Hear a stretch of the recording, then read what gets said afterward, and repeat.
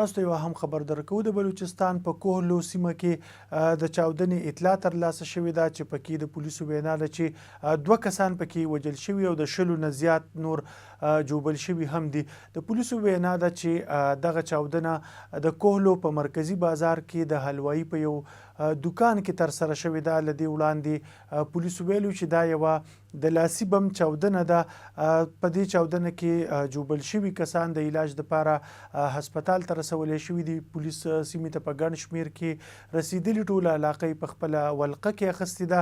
په جوبل شوو کې ویل کېږي چې د ځینو کسانو حالت نازک دی چې له دې امله د مړو په شمېر کې د زیاتوالي اندېښنه هم ښودلی شي. د بلوچستان حکومت د دغه پیښې د تحقیقاتو آغاز کړی دی او پولیسو نه یې په دې اړه باندې ریپورټ هم غوښتی دی. په پیښه کې جوبل شوي کسان د علاج دپاره هسپتال ته رسولی شوي دي. یو شمېر جوبل شوي کسان پکې نازک هم ښودلی شي.